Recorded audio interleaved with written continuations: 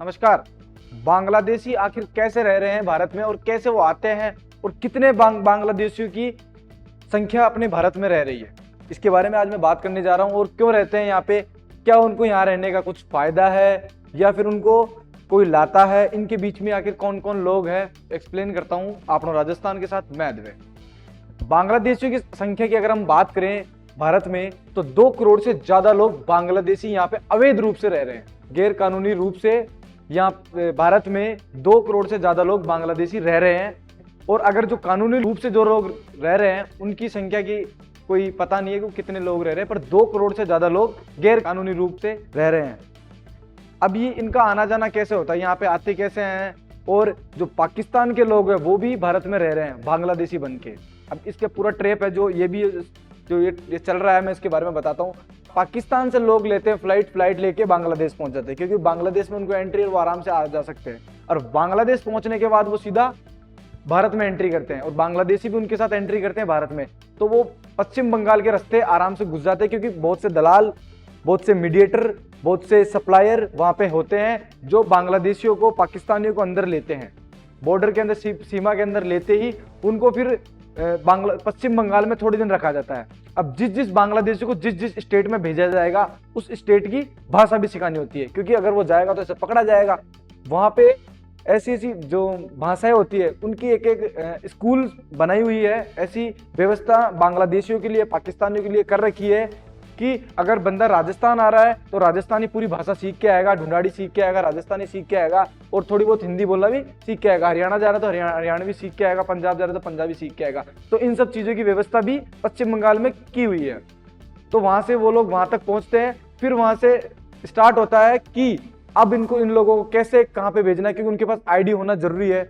एक ID proof के बिना भारत में कोई रह नहीं सकता है। पर उनको फैला दिया जाता है पूरे भारत में, किसी को राजस्थान, किसी को पंजाब, किसी को हरियाणा में अलग अलग जगह भेज दिया जाता है। और ऐसी जगह भेजा जाता है जहाँ पे आसपास के एरिया में, इलाके में लोग कम रह रहे हो और लोगों को कोई मतलब ना हो किसी से कि हाँ भाई कौन है, कौन क्या है, कौन नहीं पता। दिल्ली में लाल किले के एक प्रांगण में 5 बांग्लादेशी पकड़े गए थे जो वहां पे खुले आम घूम रहे थे और रसीदें काट रहे थे लोगों की कि आओ इसमें ऐसा होता है, ऐसे ऐसे है, मतलब फंडिंग इकट्ठा कर रहे थे वो लोग दिल्ली के लाल किले के प्रांगण में। तो वो लोग रसीदें काट रहे थे खुलेआम।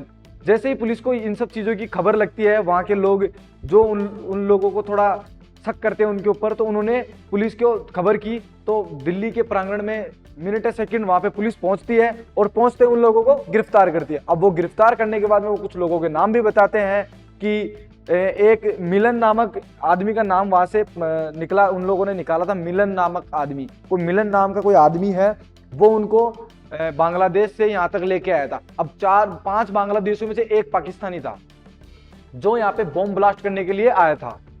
पर ये इतना आखिर ऐसे देशद्रोही क्यों बढ़ रहे हैं भारत के अंदर कि अपने ही देश को उड़वाने के लिए, बॉम्ब लगवाने के लिए, ये सब चीजें करने के लिए बाहर देश के लोगों को बुलाते हैं। और जो बांग्लादेशी और जो पाकिस्तानी है वो ऐसे कहते हैं, उनके मुंह के एक शब्द है कि मुस्लिम और हिंदू कभी एक साथ नहीं रह सकते हैं और वो लोग ही हमारे साथ आके रहते हैं, हमारी आइडेंटिटीज रहते हैं। अब आप लोग बोलोगे ऐसे आइडेंटिटी कैसे दे दी जाती है, तो आइडेंटिटी ऐसे दी जाती है, अगर कोई आदमी मर जाता है, जिसकी मृत्यु हो जाती है, आइडेंटिटी चालू रहती है, मतलब कहीं ना कहीं कटाई नहीं जाती है। तो उस आइडेंटिटी को वो उठाते हैं, उसका जितना भी डेटा रहता है उसको कलेक्ट करते हैं। कलेक्ट करने के बाद में जो आदमी आ रहा है उसके नाम की फोटोज लगा दी जाती है और उसको पहचान पत्र, आधार कार्ड, पैन कार्ड वगैरह सब कुछ बना के एकदम रेडी कर दिया जाता है कि ये तो यहाँ की रेजिडेंसी से रह रहा है, यहाँ का ही नागरिक है।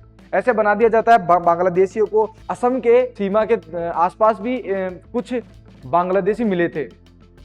वहां पे वो लोग रेजिडेंसी, जो नागरिक हैं भारत के, उनके साथ आराम से रह रहे थे। उनको भी एहसास तक नहीं होने दिया कि ये लोग बांग्लादेशी है, बाहर से आए हैं।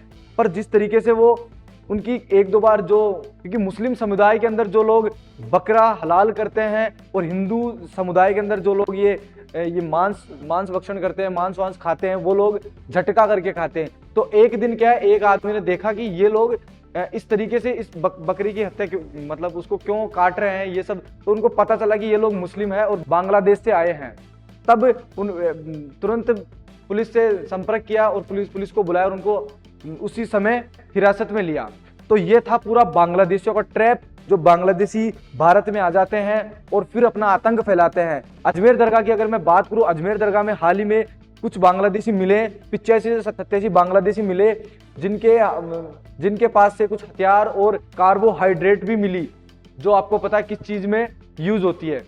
तो ये है बांग्लादेशी जो अजमेर में रह रहे हैं। और हाल ही में एटीएस ने गिरफ्तार किया, आईबी की सूचना मिलने पर 3 बांग्लादेशी जिनके पास से बहुत ही ज़्यादा दस्तावेज मिले हैं, बहुत ही ज़्यादा रसीदें काटी हुई मिले, वो लोग भी फंडिंग की तैयारी कर रहे थे, आर्थिक सहायता देने के लिए ही आए थे। तो ये लोग फैला रहे हैं आतंक, और देश के जो देशद्रोही है, जो देश के ऐसे भ्रष्ट नेता हैं, भ्रष्ट अधिकारी हैं, जो लोग इनको लेके आ रहे हैं अंदर, उनका आखिर कब तक पता चलेगा?